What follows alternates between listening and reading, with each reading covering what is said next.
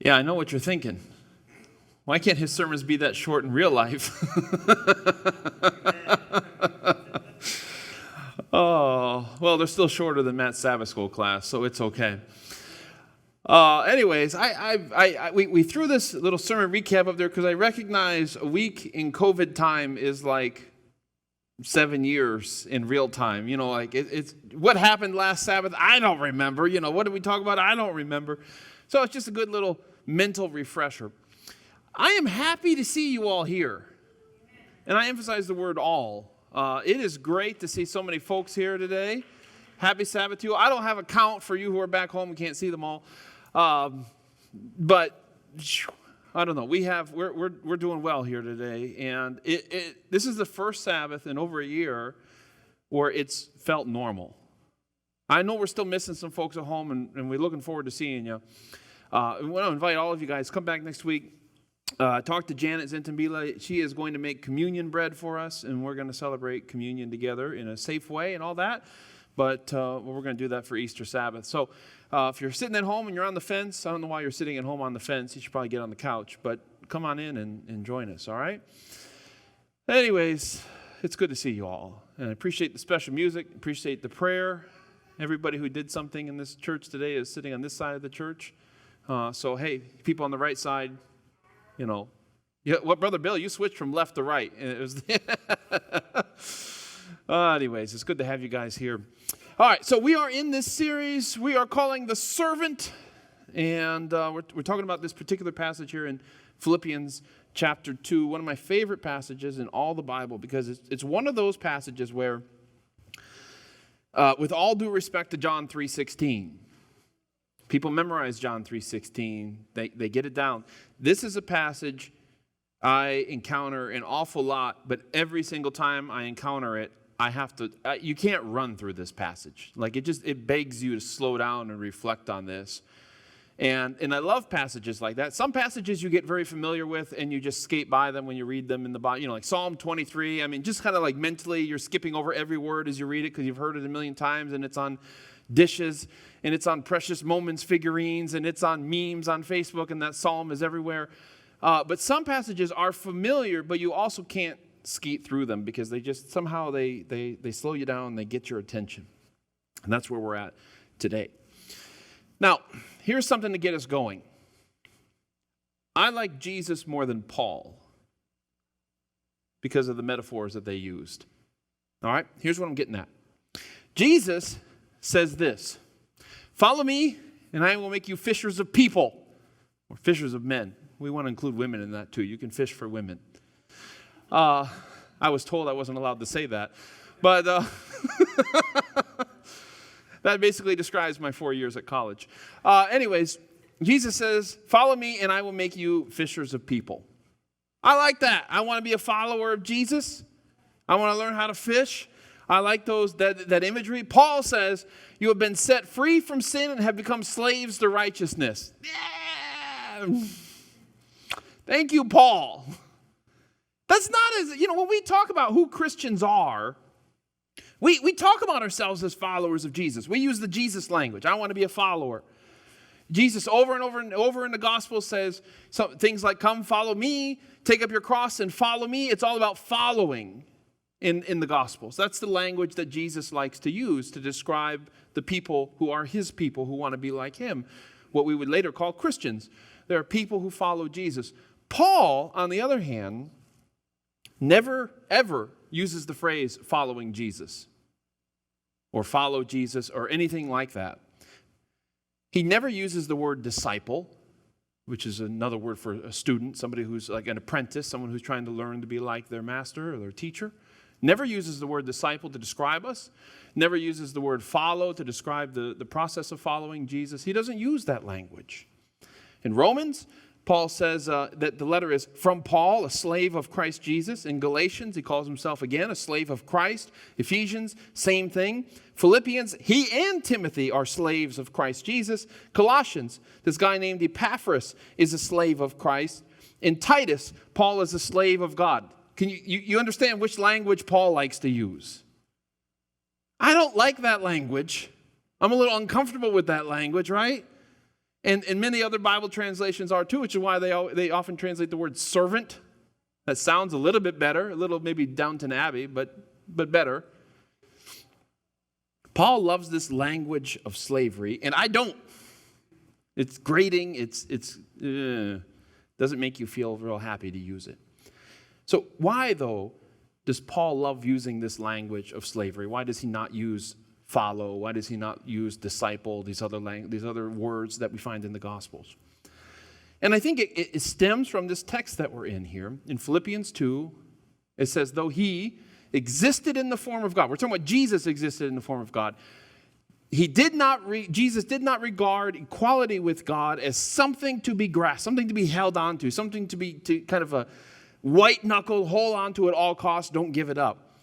He didn't regard equality with God as something to be grasped on, to held on to. Rather, he emptied himself by taking on the form of a what? Of a slave, by looking like other men and by sharing in human nature. This is where Paul gets this language from. It's this idea that his Savior emptied himself of the divine prerogatives that were only his. He emptied himself of that stuff, took on human form, that is, the role of a slave. And so therefore, Paul delights in calling himself a slave of Christ Jesus, because that's what his master had done. He had become a slave. So Paul, as a follower of Jesus, that's the gospel language, as a follower of Jesus, he rather calls himself a slave. Well, I should come clean about something. Been here for a few years. I love it when people ask me a question about Greek or Hebrew. It does not happen very often. I love it because I am terrible at Greek and Hebrew, but apparently people think that I should know, and I probably should, because I remember I had a Hebrew professor once say, look, we know it's hard when you're in ministry to be keeping up with Hebrew and Greek all the time, so just read a chapter a day in Hebrew. Just read it and and I'm just, okay. Let me go ahead and do that. Anyways, I'm not great with it. A friend this last week asked me a question about how do you translate these two English words into Hebrew, and I had to ask my 6-year-old. So thank you, Aerith, wherever you're sitting. She's in the back. Okay. All right, because she goes to a Hebrew school. She knows. I asked her to double check. I thought I knew what it was, but I had to double check, so I asked the expert in our home. Now, obviously, I still get credit for knowing because kind of helped create her and then also chose to send her to that school. So if we're looking for who to give credit to, I still ultimately get it, right? I mean, because she wouldn't know anything without us, all right? Anyways, just making sure that's clear. I'm not good with languages. I really wish I were. I've studied like a smattering of a bunch of them. I remember in 7th and 8th grade, my school made me go, we had to go like twice a week to this language center, and we had to take, I think, like 10 different languages for 2 weeks each. And then we had to pick one for the rest of the school year that we were going to study. And so we did Russian and Chinese. We did all sorts of languages. And I ended up with German. I don't know it. Studied Arabic in college for a semester. Don't know it. Greek and Hebrew for years. Don't know them terribly well. I've tried, okay? I've tried. It's not for want of trying. It's a hard thing for me. I'm just struggling to keep a hold of English. But I am, even though I'm not great at languages, I am absolutely captivated by the idea of translation. I love the idea of translation because translation is transaction. You get something and you lose something as far as meaning is concerned when you translate. Don't you? For those of you guys who are multilingual, it's never a precise one-for-one equivalency from one language to the other. There's always something that changes in that process. You're going to gain some more meaning and you're going to lose some more meaning. And I think that's exactly what we have with this Greek word doulos here in Greek. It means slave, but one of the things you got to pay attention to when you are translating words like this is the people you are translating for. And I don't know if you guys know this, but in America, the word slave has a slightly different meaning than it did to Paul. I know, it's hard to believe. But it does. Different experience, different lived experience that we have here in America. And I wish I could show you this video. It's on YouTube. In 2010, when they were going to revise the ESV, it's a very popular Bible translation, English Standard Version. They went to Tyndale House in Cambridge. They brought some American scholars and British scholars and stuff like that to kind of go give it an update. And so they met in Tyndale House in Cambridge, and the BBC showed up for one of their discussions and filmed part of it. Okay, last time I tried to show a YouTube video during our live stream, YouTube shut us down. So whatever. I'm just going to tell you a little bit about what they said. All right. So here's one of the scholars. This is in 2010, and they had a meeting where they discussed how to translate this word doulos. How do we deal with this word slave that Paul uses all the time? One of the scholars said this. He said, as an American, the term slave is a term that is difficult to think of as a humanized institution at all. And another one said, for the average English reader, the word slave has irredeemably negative associations and connotations. In other words, we can't use the word slave. People will never be able to separate it from the slavery we had in the Western world for hundreds of years. There's no way they're going to be able to understand what Paul meant by it, what others meant by it in the New Testament, right? Because it's just so tinged with that more recent history. All right, so this is the challenge that these guys are going through as they're wrestling with. And of course, the scholars know perfectly well what was being meant in the New Testament. Okay, there's various kinds of slavery, but based on the Old Testament, slavery was voluntary.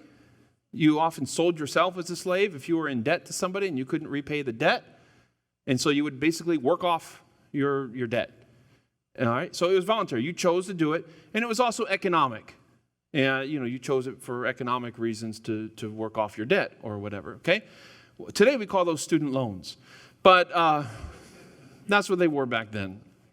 All right, it was not a racial thing. It was not meant to be, especially in ancient Israel. It was not meant to be a dehumanizing thing. In fact, it was a very humanizing thing, because if you owed somebody money, instead of losing everything you own and starving on the streets somewhere, it was meant to you're going to go work and pay, and then the person gets they get repaid in the form of you helping them, and you also have the dignity of employment. Okay, so it wasn't meant to be like this, cracking the whip on them and beating them and just treating them like they're objects. It wasn't like that at all, and this is not what Paul means when he's using this word slave. Okay, so just keep that in mind. When we talk about slavery today, we often mean this dehumanizing and racial and brutal situation. And if we only have that definition in our mind, we're going to misunderstand what Paul means when he says, I am a slave of Christ Jesus. Okay? Okay. So Paul does not see slavery as this abject misery where you're treated like an animal. But like the ancient Israelites, the slavery he talks about is voluntary. You choose it, and it's economic. All right? I want to unpack those two things. Because if you go to Romans here, Paul says, you have been set free from sin and have become slaves to righteousness. So you traded masters. You were a slave to sin, now you're a slave to righteousness. What benefit did you reap at that time from those things that you are now ashamed of? Those things result in death. But now that you have been set free from sin and have become slaves of God, the benefit you reap leads to holiness, and the result is eternal life. For the wages of sin is death. You've heard this verse before, yeah? But the gift of God is eternal life in Christ Jesus our Lord. What is he trying to say? He's trying to say that it's not like you went from one bad master to the other. You went, when he said when you were a slave to sin, that was a service that led to death. Sin will work you to death. It will drive you into the ground. It will burden you, all those kind of things. But when you give God your service, it leads to life. It doesn't beat you down and wear you down. It lifts you up. It lifts you up. All right, and I think Bob Dylan, the great New Testament theologian, understood this when he said, you got to serve somebody. Right? I mean, this is Paul's point. It's not like, what's door number C? You got to serve somebody, right? This is his point here. So, in the service you have under sin is degrading and horrible, and the service you have to God is uplifting and ennobling. And so, choose the better master. But you have to choose one. Like, this is his point in Romans 6. The two masters are not the same. And now Paul is taking the law as his model, which made these provisions for an indebted Israelite to sell himself into slavery, right? It was a voluntary thing. So he's saying, choose. Christ has given you the ability to choose who you want to serve. So serve God. Become a slave to God. All right? And But what do I mean when I say it's economic? We see how it's voluntary. What do we mean by saying it's economic? Well, we're going to stick in Romans here. He says, let no debt remain outstanding except the continuing debt to love one another. For whoever loves others has fulfilled the law.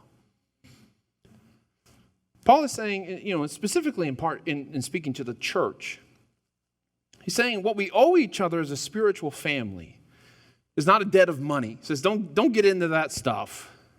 Where a bunch of members owe other members money and there's, when are you going to pay me back? And he's like, let's just be careful about getting into that stuff. But we do owe each other something. It is a debt of love because when I serve you, you owe me. And then when you serve me, I owe you. Not that we're keeping score, but it's like if you've served me, if you've loved me and done something for me, then naturally I'm going to want to love and serve you back.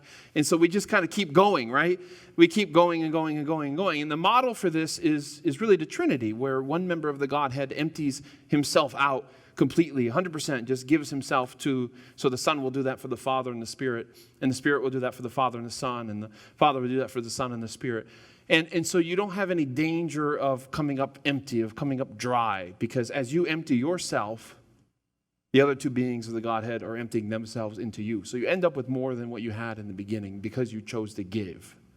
And this is the kind of model for how all relationships are supposed to work in the universe, and likewise in the church as well. And I think this is what Paul is getting at in Romans 13. Owe each other nothing except a debt of love. Owe each other nothing except a debt of love. Now, this matters because if we're intent on following Jesus, there's that gospel way of looking at it. If we're intent on following Jesus, especially the Jesus we meet here in Philippians chapter 2, then we're going to have to enter into his suffering. We talked about that last week.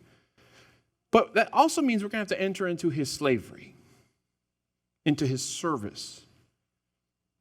So we better understand what Paul means by this. Because if Jesus is correct, that is a rhetorical question, by the way. If Jesus is correct that a slave is not greater than his master, Jesus says that in Matthew 10, then what does that mean for us? Who, when we don't want to think of ourselves as slave, when we don't want to humble ourselves and serve each other. If Jesus became a slave, if he took up the basin and the towel and washed his disciples' feet, and if we don't pick up the basin and towel and do the same for others, then we're suggesting that we're better than our master. Right? If he went down that road, then we have to follow. If he lived to serve, if he got down on his hands and knees and we remain standing, then what does that say about us, right? It means that we think we're better than him. That if he can go down there, well, I don't have to go down that road. I don't want to be anyone's slave, right? I want to be independent. I am a free citizen. I can do whatever I want. So long as we insist upon that, we can say that all we want. We can live that way all we want. But there's the person you are professing to follow on his knees washing his disciples' feet. So if we take Jesus seriously, that a servant cannot be greater than his master, then we cannot, then if our master goes low and humbles himself, then we also have to do the same. So when Jesus becomes a slave, when he takes on that attitude of service, when he takes on his cross, we have to do the same because we are not greater than our master. Those are hard words. Those are hard words. Though he existed in the form of God, Jesus did not regard equality with God as something to be grasped, but emptied himself by taking on the form of a slave. This text bothers me because Jesus voluntarily took on the form of a slave. Okay, he had that. And the economy aspect of it is that we owe each other debt not of money but of love. But Jesus didn't owe us anything. Like, we owe service to each other because we've all been recipients of God's love, both from God himself directly and through each other. But Jesus didn't owe us anything. There was nothing that obligated him to serve us. There's nothing that we've done that he says, well, they've done so much for me down there. They built that tower for me and...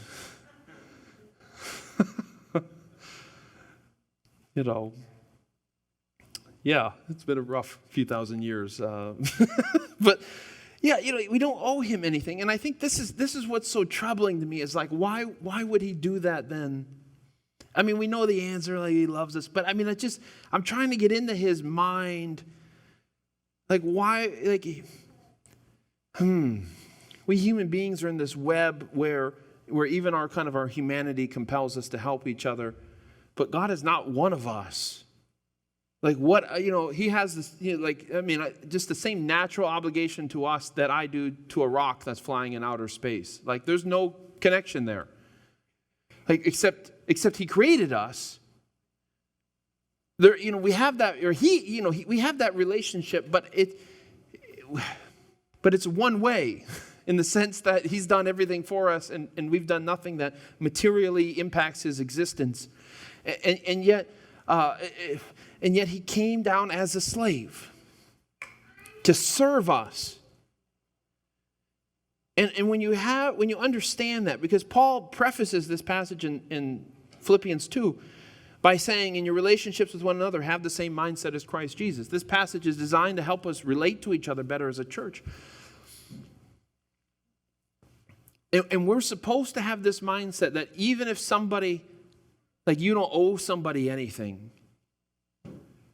but you're still called to empty yourself of all of your awesomeness and serve them.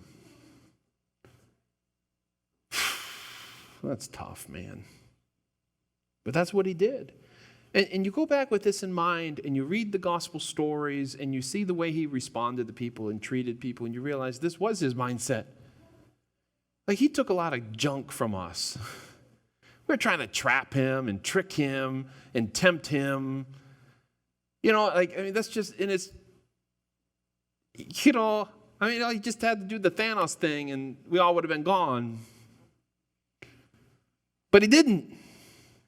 He just took it and served anyway, and served anyway, and served anyway, and served anyway. And I don't know, I wouldn't have got past chapter 1, I think, before I snapped.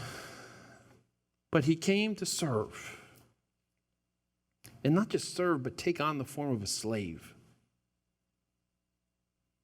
He didn't owe us anything, but he worked as if he did.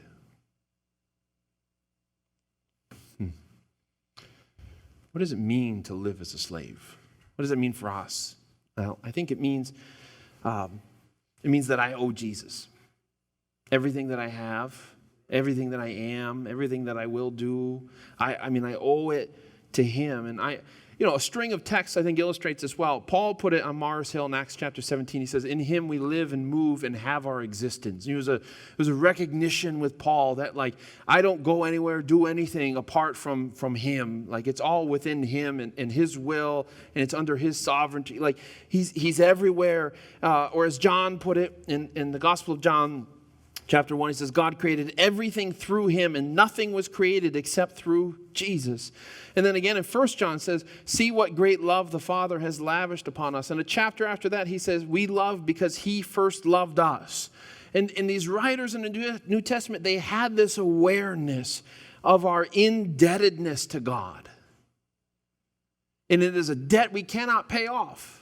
No matter how many sacrifices you make, no matter what you sell, no matter how much money you give, no matter how much you volunteer, you can't pay it off. And so we don't serve out of a sense of paying off a debt, because it's not a debt we could ever pay off. We serve out of a sense of gratitude that the debt has already been paid, that we don't have to pay it off. And I think that just changes everything, because you have some Christians out there who volunteer and serve and act out of a sense of like, well, I have to do it because I want to get into heaven, I want to be right with the conference. Actually, I never know anyone who's ever said that. Sorry if you're watching from the conference. But you have, Like, it's not just that you serve. Everybody serves somebody. It's not just that you serve, it's about why you serve. Because if you're serving out of a sense of burden, if you're serving out of a sense of I gotta, because, Jesus did that thing for me, and now I gotta go to church and cook for these people who eat lettuce. If that's your attitude towards the whole thing, You may be in the church, but you're a Pharisee, right? Like you're not following Christ. You're not serving as he served. You're serving as other people serve. But that's not the path that we're called to. So it fundamentally matters. It's not just what we do. Because you serve somebody or something whether you intend to or not. It's not about, it is about who you serve or whom you serve. That is important. But also about why you serve. And, Moses served too in the wilderness. And on one occasion, he struck the rock and said, "Must we get water for you?" You have people who serve like that too. And that's not the service that we're called to. You don't get credits for the number of years you've served. If it matters at all, it matters because you look at God and you said, he's done so much for me. And I'm not serving these knuckleheads because they're the most amazing people on earth. I'm serving these people not only because I've received some love from them, but also because of everything that God has done for me. And what else can I do when I'm confronted with that debt of love than to just say, look at how much he's given me. I got to go love somebody now. I got to do something with that.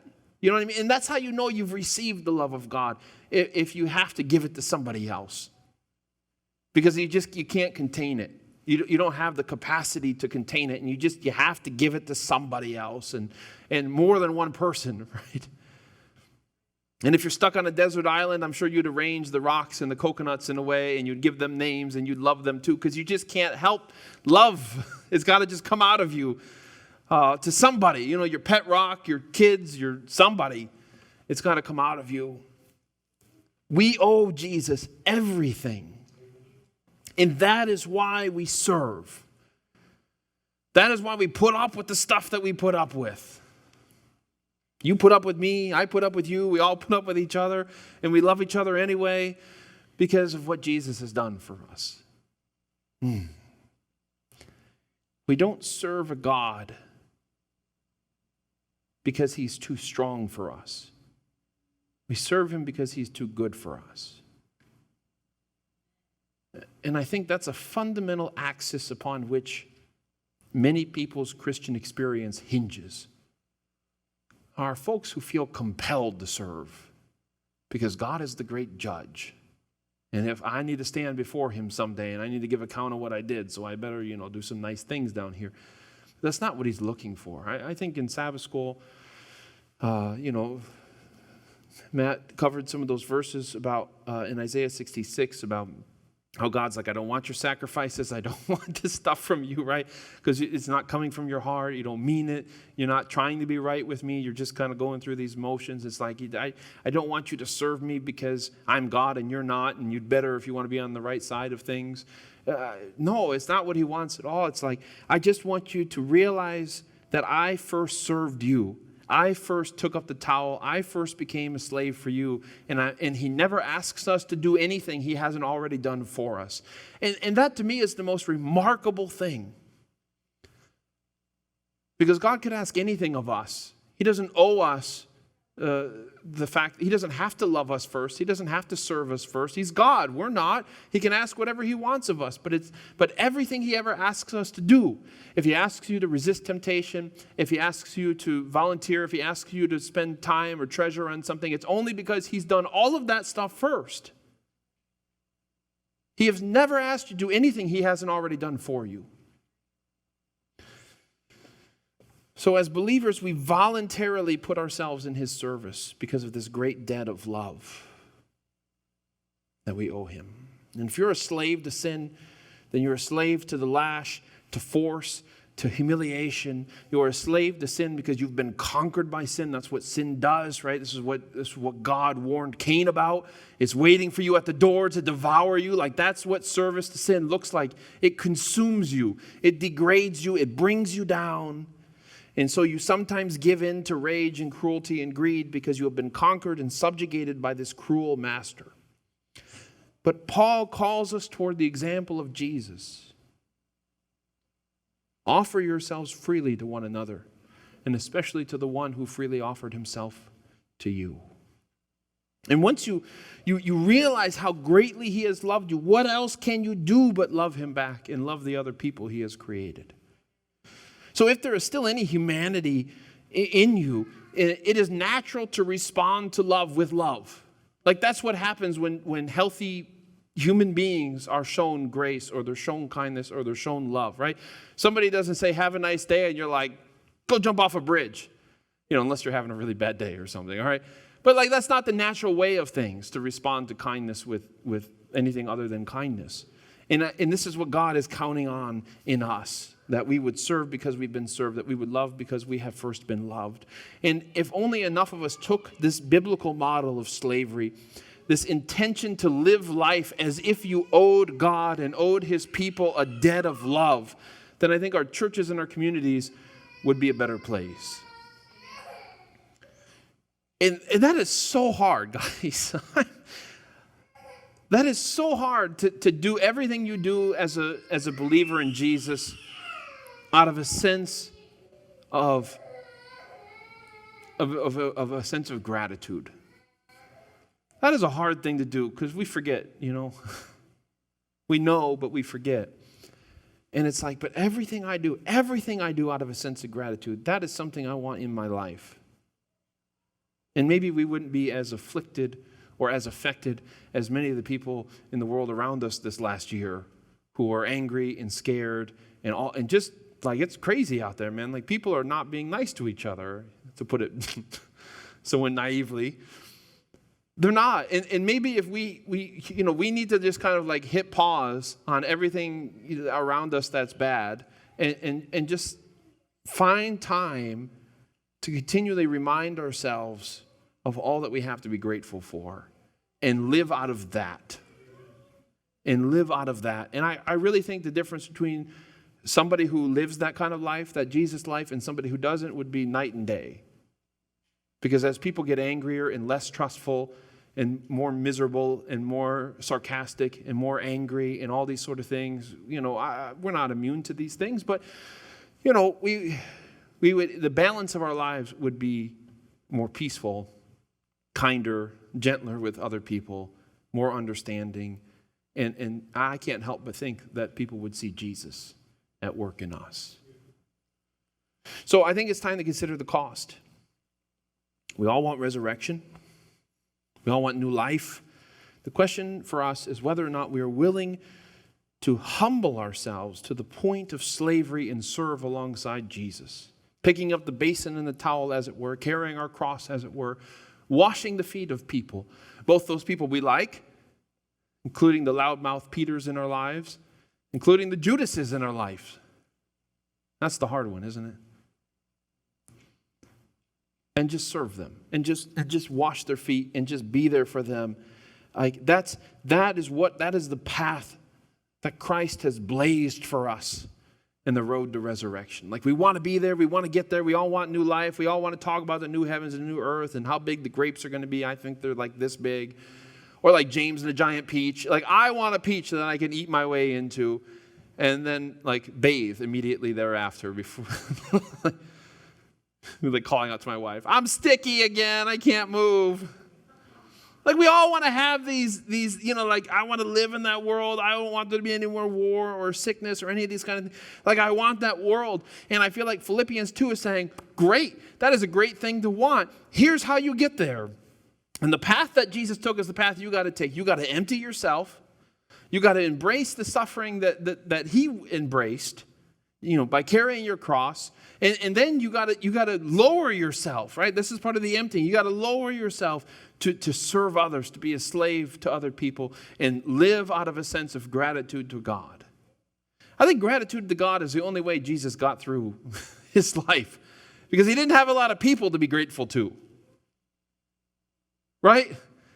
So like, where was the sense of his gratitude from? Like, where was his generosity coming from if he didn't have a connection with his Father? I don't think he would have had it. Because we were not enough to give him encouragement and energy and hope and all these. He had to be getting that stuff from somewhere else. People will wear you down. I'm an introvert, okay? People will wear you down. You got to have a well. You got to have a source apart from those people. And Jesus showed us what it's like to live as a servant out of a sense of gratitude toward his Father. He was blazing a path. He didn't do it so we didn't have to. He did it so we would know the way. I still don't like that word. I prefer Jesus over Paul. I like to talk about following Jesus more than being a slave of Jesus. But I understand what he meant now. I get it. Still a hard language, living in this century, in this part of the world. But I get what he's saying. And all I can do is pray to God. Just say, help me to live that way. Like, do things in my life, God, that remind me to be grateful. It could be as small as just watching a bird build a nest. It could be something really deep and profound as you're reading the scriptures or praying. Just do something, Lord, every day to remind me of what I have to be grateful for. Because everywhere else you look, you're being reminded of what you should be afraid of or angry about or whatever, right? Like, I need to be reminded. We all know it intellectually. We all know Jesus died for us intellectually. But I want to live. I want that knowledge to kind of become central to who I am as a believer. And I want that for you guys too. Because that's the only way we get forward. I wish there was a Bible knowledge test to get into heaven. It'd be easier. Is there a Pathfinder award for get into heaven if you win this Bible bowl? There is. Okay, well, good. I'm going to join Pathfinders then. I'm not too old, am I? Okay, just too ugly. All right, well, what can you do? It's not like that. It really is about following Jesus. It's about following. It's not about how much you know or how much you volunteer or how much you give. It is about how much you follow him. And if you know anything about the life of Christ in the Gospels, Jesus never stays in the same place very long. That cat is always moving. He's over here and down here and up here, and he tells one people, I'm not going down to Jerusalem, and then he goes down to Jerusalem anyway. Like, if you're going to follow Jesus, you got to stay really close. You can't go stay at the Holiday Inn on the other side of town, because then you're going to wake up and find out he left in the middle of the night. All right, you're going to have to stay close to him. You're going to have to sleep in the same room as him. And when he gets up, you get up. And he moves, you move. Like, you got to stay close to him. He moves in the night. He walks on water, for crying out loud. So if you want to follow him, you got to be creative and you got to be persistent. But that's exactly what he's called us to do. And you know what? We talk about suffering and we talk about slavery. When you realize who he is and what he's done for us, I'm not afraid of these things anymore. Because I don't think, even with this model of serving, even this model of humbling oneself, even with this model of going through unpleasant things, I still think Jesus lived the most fruitful life that any person has ever lived on this planet. Like, all the people whose lives he made better by his service.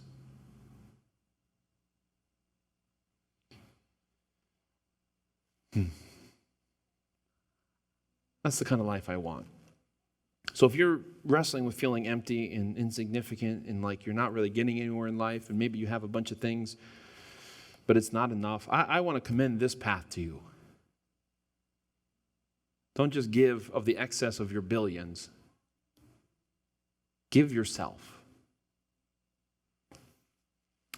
Serve others.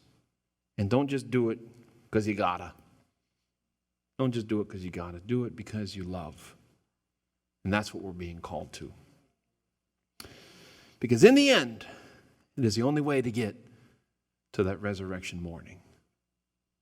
And that's where we all want to get. Father God, this is a tall order. It's not something we like to go around being like, I'm a slave to Jesus. Doesn't sound great. It's not a good sound bite on social media. It's not a great conversation starter with people who don't know what in the world we're talking about. There's baggage to that term. But Lord, as we kind of shove that baggage aside and we dig a little bit and we understand why Paul is saying this stuff, why the word servant doesn't quite capture what Paul was trying to get at. We understand. We understand, Father, as much as we're able to, just a little bit. We understand how much you gave up, how much heaven gave up when it gave us Jesus.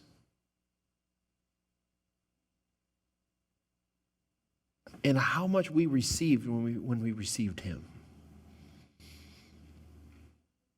Lord, we've written a lot of stories as human beings, and it's about our gods hurling lightning and bringing fire and slaying monsters. Like, these are the stories that we come up with, Lord, all around the world for thousands of years. And we've never come up with a story like this one, though.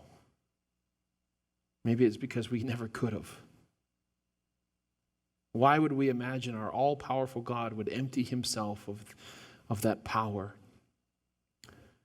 and be found in human flesh, not as a rich human, not as a kingly human, but as a slave? Why would we write a story about a God who would know hunger and know poverty and know want, who was at the mercy of people with swords and people with crowns? Why would we imagine a God would do that? This story didn't come from us, Father. It came from you. And we are grateful and we are blessed in the retelling of it. So, Father, as we commemorate this Holy Week that is before us, as we read through the accounts in the Gospels of the final week of Jesus' life, I just pray you would help us understand a little more about what it means and what it meant that Jesus came here as a servant, as a slave, that he took up the basin and the towel, that he took up the cross, and he loved his own until the end. If somebody can do that, if that's a possible future for any human being, Lord, we want that. We want that kind of life that blesses people, that kind of life that loves deeply, not superficially, that matters, that means something. Because I think it's the only kind of life that does mean something. So help us to follow in the footsteps of our Savior when he goes high and when he goes low. We thank you for this hope, for the promise of resurrection. In Jesus' name, amen.